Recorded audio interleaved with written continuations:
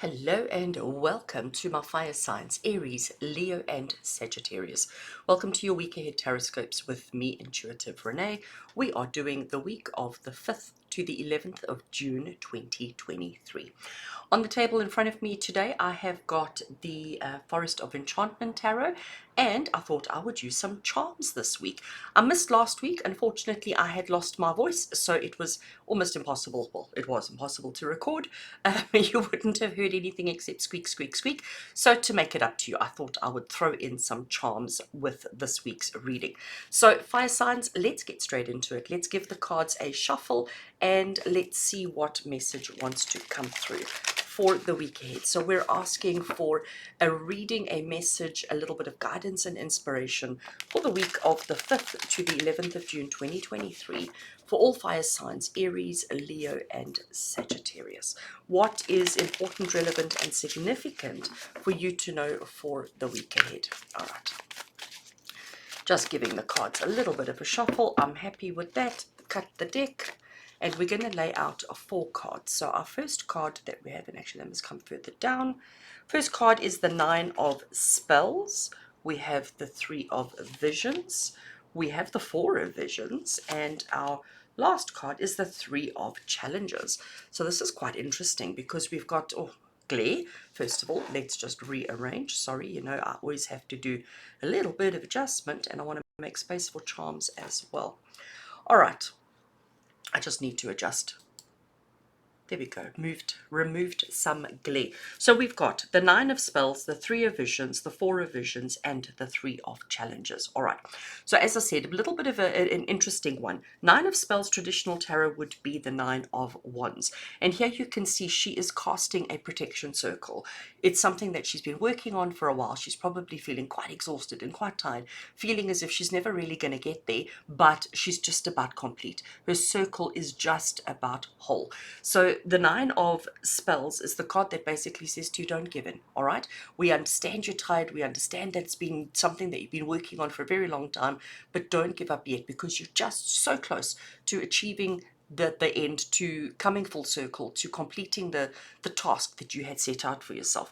Once you've completed it, you will then have cause for celebration. Okay, there will be reason to celebrate. There will be reason to come together with your friends and to celebrate, to acknowledge the hard work, the effort, the attention that you've put into everything. We also need to understand fire signs as we move through the week, okay, because that's what I've got going here, starting of the week and as we move through the week every couple of days. So Monday starts off, it's a little bit heavy. It's a little bit like, oh my gosh, am I actually going to get through this week? You know, you've got a huge to-do list, but there will be moments of celebration because as you tick off your list, as you go right, tick, tick, tick, done, done, done, there will be many reasons to celebrate and to acknowledge. You've just got to make sure that you don't become too bored and disinterested because it's a lot of the same old, okay? It's like, I'm going to call this just chores and duties. There's nothing fabulous and exciting, and we know fire signs. We know we like fabulous and exciting. We like new. We like, as I said, exciting things. And it's more monotonous this week. So celebrate the little victories so that you don't get despondent, so that you don't start feeling a little bit bored, a little bit disinterested. Because if that is where you allow yourself to go, it's going to end up in heartbreak. All right, so like I said, bit of an interesting one. We start off with needing to push through the challenge, to push through the hardship, to celebrate the small victories, celebrate the small wins, to make sure that we don't become bored and disinterested, because if we do, it's going to land us up feeling quite heartbreak, hot sore. I'm going to add a little bit of charms to the mix. I'm going to shuffle and I'm going to draw just like 1, maybe 2 for each card, and I'm going to place them across the top just to see what they want to add for each of our cards. So just giving the charms a little bit of a shuffle and just grabbing, what have I got? 1, what is it? Oh, it's a, oh, I'm not even aiming at the camera. Might help if I aim at the camera. It's a bunny rabbit from Alice in Wonderland. And I can't really see what the bunny rabbit looks like. He's looking through a telescope.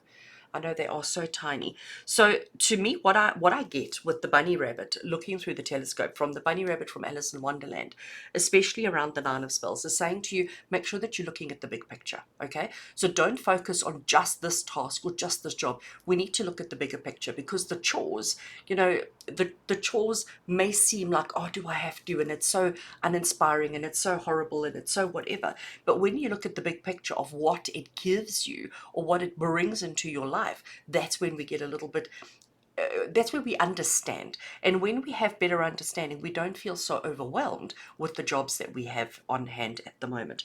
Let's have a look at, I want to charm for the Three of Visions. So just give a little shuffle again and grabbing one over there. What did we get? Oh, I got a Christmas stocking. We have a Christmas stocking. So you know what? Christmas comes around once a year. Christmas comes around once a year. A stocking is something that we generally hang up around the fireplace, and it's normally filled with lots of little trinkets, lots of little kind of fun gifts and fun things. Well, at least in my household anyway. So with the Three of Visions, remember we were saying here, celebrate the little wins, celebrate the little victories. As you tick off a little thing, celebrate it, make it into a big thing, because it's lots of little things that actually add up to the whole feeling of satisfaction, the whole feeling of happiness, the whole feeling of joy and abundance.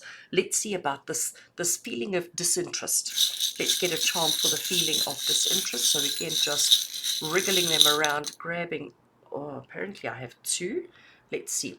Right. So, oh, okay. Apparently I have three. So the first one, where's my camera? The first one I have is a little pink bow. Next we have is a kitty cat. Like, I almost want to call this the Halloween kitty cat, because it's the cat that's almost, you know, you can almost hear it starting to screech, almost like it's ready to start fighting and pouncing. And then we have this little one. I don't know which is the right way up. I don't know which is the right way up, which is a crown, a cutout of a crown.